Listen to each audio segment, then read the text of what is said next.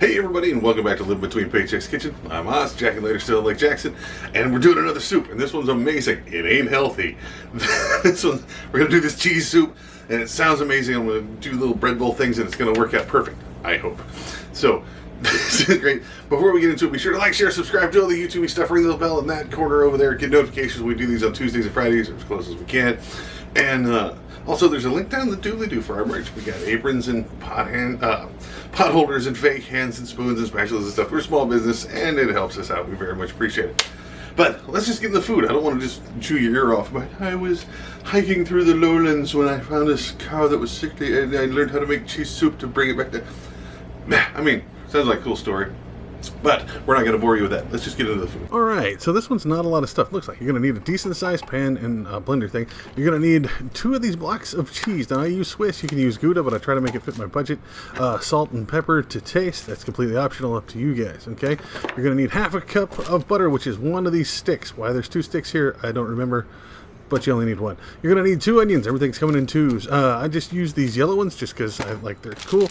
You're going to need a little bit of time. Don't we all? Now you're going to need some kind of rolls or bread here. Something with a decent crust on it. Not just like regular white bread where you can rip the guts out and make your bowl out of it. You're going to need some regular flour. Only 4 tablespoons of that.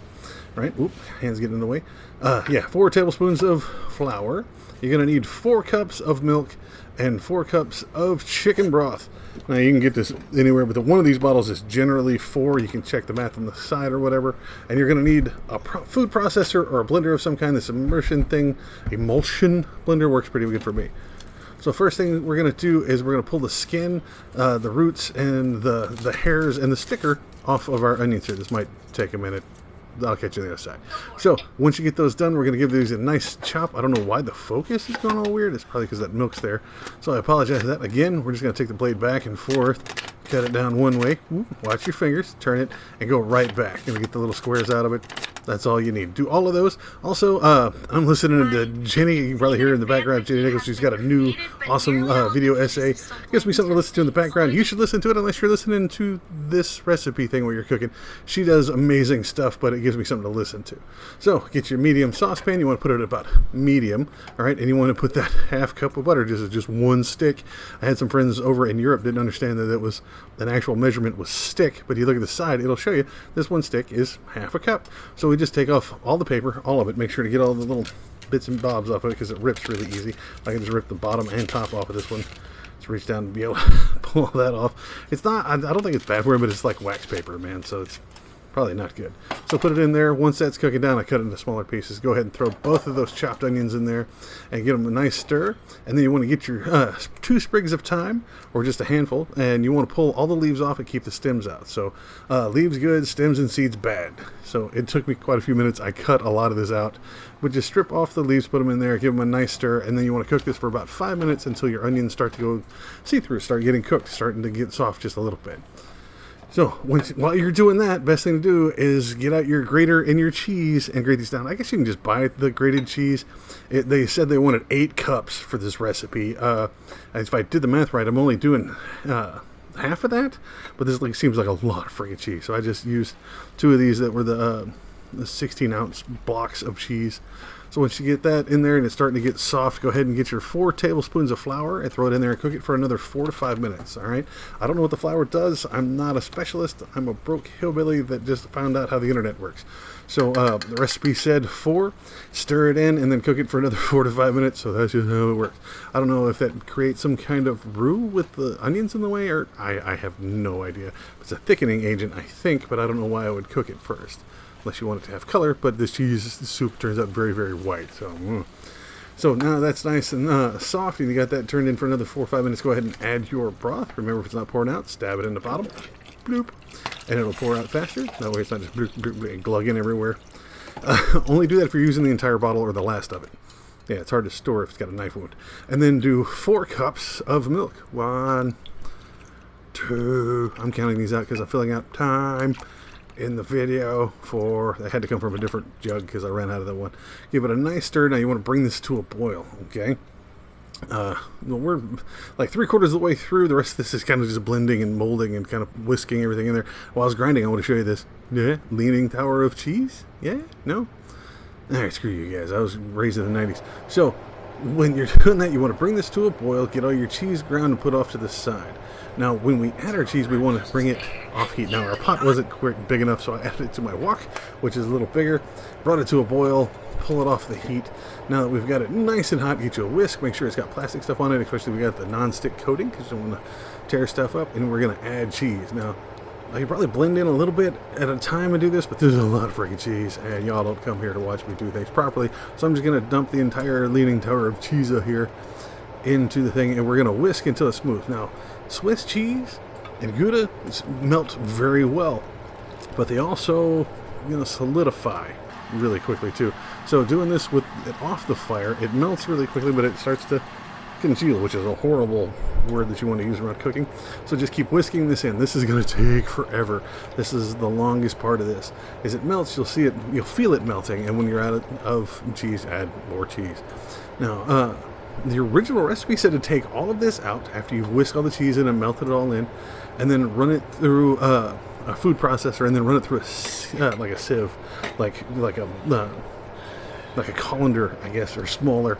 And I did that before with the asparagus stuff, and I just felt like I was throwing out so much wasted food with just the mush left after I pulled out all the liquid out. And I know it's a soup, but I use my blender here and just start running it through. Basically what we're trying to do is knock most of the onions down to smaller and blend the cheese better.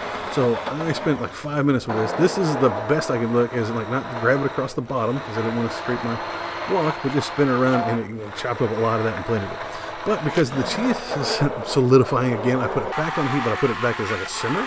I was doing this so it helped the cheese stay melty while I blended this up. Now I sped this up. I didn't do it nearly that fast. But once I get down there, that blended, that did it really well. So once you got it run through there to whatever, I didn't drain it through this instead because I didn't want to waste all half of that food, right? Like all that cheese, it's still good. So go ahead and salt and pepper it to taste. A lot of pepper and very little salt. But I always put it in the hand to look at it, make sure that there's no faces or small people or insects or whatever falling out of the salt, which is never a problem. But you always want to check behind the shower curtain in case there's a psycho hiding when you go to the bathroom or something. Like, what the hell are you going to do if he's actually there? Whatever. So you get this nice and stirred up. You get this done. Like I said, I kept it on a simmer while I did this, and it kept everything melted. It was nice. Now let's make some bread bowls. So I got these little dinner roll things. I know they don't look like a lot, but get you a bread knife. Serration is only good for bread, man. And then cake, and just cut around the top. Be very careful. Don't puncture the bottom. You don't want to put a hole in the bottom of your bowl. So just cut around the top. Don't worry about the insides too much. Just enough to get to the crust, and then just rip it out. Just Kalima, Indiana Jones style. Pull that out. Set it aside. Now take your fingers and just mash the inside around, and it'll hollow it out, make it a decent sized bowl. Right, like you get a huge one that'll be really tall. But these worked out. I got them over in like the day old bread section at like Walmart. It's like 70 cents for 2 or 3 of them. So this worked out really well. Just mush them around. Now you can toast them if you have a toaster that'll hold them, or a toaster oven. I didn't do that. Keep the little piece. Make a jaunty hat for your bowl, or just dip it in there, whatever. But that's it. This I would think it would hold up well for like making your food ahead of time, like your meal prep stuff, but you really need to reheat it to get the cheese melted back in there, because like I said, that Swiss cheese comes back together really heavily. It doesn't blend in really well with the rest of this. But if you take it right now, put it in the bread bowls, it is absolutely amazing. This is one of the best soups that I've made. It's neat. There's no meat to it, but there is a lot of dairy, so I don't know where that fits in the food scale. It's a type of vegetarian. My friend was correcting me on the last one on what that makes, but this worked out really well. It's under our budget. The cheese was close, because those get a little expensive. That's why we didn't go with like a Gouda. I'd love to try it again with like a nice smoked Gouda, whatever, get it blended in there really well. But yeah, this is great. You should really, really try this one. The bread bowls, I wouldn't think they would hold up for meal prep stuff unless you want to keep them separately, but they're bread and they will go bad. Especially if you get them brand new from like the bakery stuff, they'll go bad pretty quickly because they don't have all the preservatives and stuff in them. So be careful with that. But other than that, I really enjoyed this. Even when I got into it, there was like, hey, there's actual cheese on my spoon or whatever. It was like I was eating like a noodle soup because it's got stuff in it. It wasn't just, hey, I'm eating cheese broth. This was an actual soup. This turned out really well. I was thinking about trying to redo it later and adding some other stuff to it. Not necessarily meats, which is my go-to, but kind of see what other vegetables and whatever that I could add to it. Like I like the onions, but I was thinking maybe using leeks instead, and then adding something instead of just the thyme, using something a little more savory and or spicy, because this is Texas. Like, you got to throw jalapenos in everything occasionally, or they take away your Texan card. There you have it, folks. That awesome cheese soup that makes a bunch of stuff. And thanks to my food processing blender thing, it's all over my kitchen, so that's cool. If you do it differently, you want to see us do it differently, put it down in the comments. That's what they're there for. You can also find us on social media. Tell us over there on Facebook, Pinterest, Patreon, with all those that live in between paychecks. You can find us on Instagram at Live in Between. We had to shorten it down over there a little bit. You can find me, Osway Nerdy, on all of those, including Twitter for now, and TikTok, where I'm doing some little stuff here, mostly my nerdy stuff, so that's cool. Shout out to Brownie over at HEB and Dickinson, who absolutely helped me walk through the cheeses for this. It was originally called for a Fontina cheese that nobody had heard of here in Texas, and so we were looking for a Cuda, but to fit our budget, we ended up with the Swiss cheese, which worked out really great. Like, I'm a very big fan of this stuff. Also, shout out to Jen Nicholson. She'll never see this, but thank you for putting out the video essay, so I have something to listen to while I'm cooking this stuff here alone, and I very much appreciate that. Appreciate all of you people that watch these every time, even if you're not cooking the food, and welcome to everybody who's found this just because you're looking for stuff, or you ran into me in a while, and I was like, talk about my thing. So, that's the thing. I'll see y'all next time. Y'all please be safe. If you cook the soup, let us know how it works out. Send us pictures. We love to see that stuff. And man, I will see y'all next time. I gotta cook another one and go out of town. So y'all be safe.